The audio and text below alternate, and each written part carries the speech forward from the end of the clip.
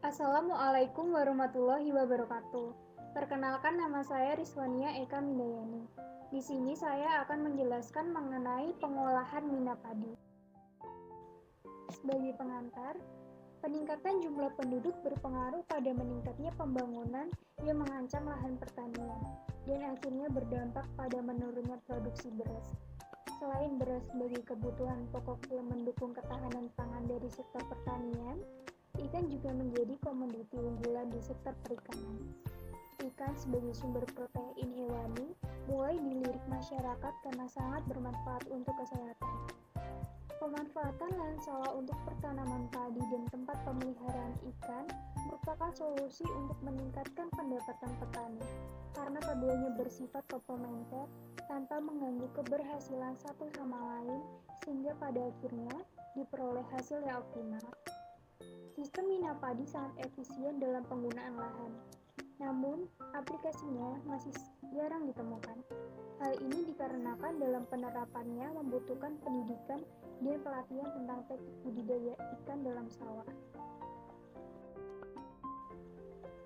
Lalu, apa sih itu mina padi? Sistem mina padi ialah sistem pemeliharaan ikan yang dilakukan bersama padi di sawah. Usaha semacam ini lebih populer dengan sebutan inmindi atau intensifikasi mina padi.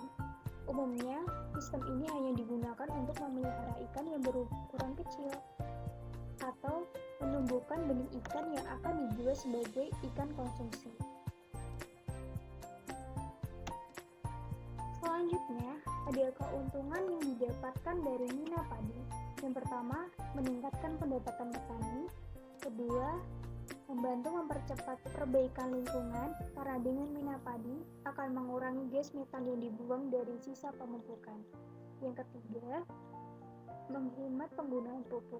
Yang keempat, meningkatkan potensi lahan sawah yang ada. Yang kelima, memperoleh dua macam produksi sekaligus sehingga dapat meningkatkan pendapatan petani padi sawah.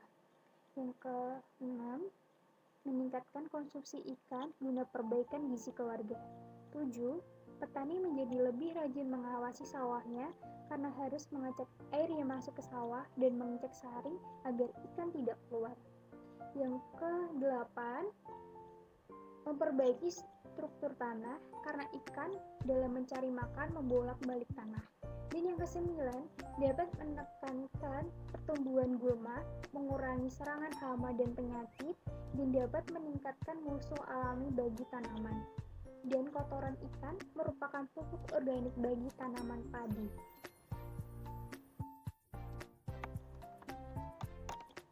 Lalu yang selanjutnya adalah mengidentifikasi lokasi yang bisa digunakan untuk pengolahan mina padi. Areal persawahan yang dapat digunakan untuk usaha mina padi adalah sawah beririgasi teknis atau non-teknis atau sumber air lainnya yang memenuhi persyaratan kualitas air budidaya dan tersedia selama masa pemeliharaan. Sumber air untuk usaha mina padi harus cukup dan berasal dari saluran irigasi atau sumber air lainnya. Air yang digunakan harus memenuhi persyaratan baku mutu budidaya dan sanitasi, tidak tercemar oleh cemaran fisik, kimia, dan biologis bagi alam, industri, permukiman, dan pertanian, serta memiliki sistem pengaturan air yang baik sehingga air mudah untuk dikendalikan. Lalu, ada teknik bagaimana cara untuk pengolahan mina padi. Yang pertama adalah persiapan lahan. Yang harus dipersiapkan adalah pematang atau galangan dalam bahasa Jawa, lalu pembuatan selokan, dan pembuatan saluran. Selanjutnya nomor 2 ada pengolahan tanah sawah. Pengolahan tanah dimaksudkan untuk menyediakan media yang baik bagi pertumbuhan tanaman padi sekaligus untuk pertumbuhan organisme makanan ikan. Dan yang ketiga, persyaratan dan kepadatan benih padi.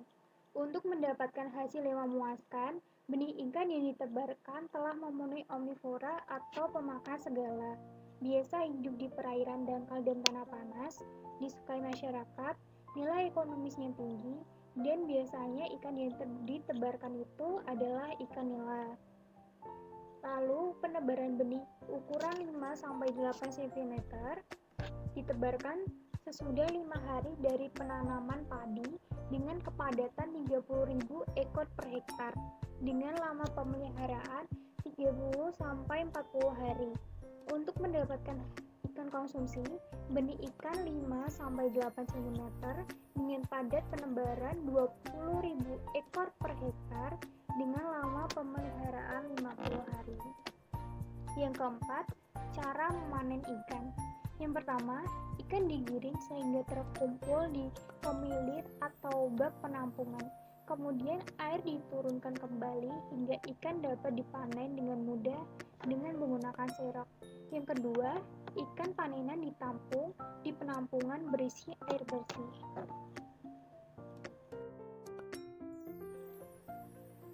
Target dari kegiatan program Minapadi yang pertama, adanya kesepakatan antara pelaksana dengan Dinas Pertanian atau penyuluh untuk bersama-sama mengawal program Minapadi di tingkat kelompok tani mitra. Yang kedua, kelompok tani mitra mempunyai pengetahuan, keterampilan, dan kesadaran tentang manfaat Minapadi serta dengan kemauan dan kesadaran sendiri mau menerapkan program Minapadi. Yang ketiga, paling tidak terdapat 10 orang petani yang menerapkan Minapadi pada masing-masing kelompok tani pasca program dengan tetap dipantau dan diawasi oleh pelaksana program dan dinas terkait. Oke, cukup sekian. Semoga bermanfaat. Wassalamualaikum warahmatullahi wabarakatuh.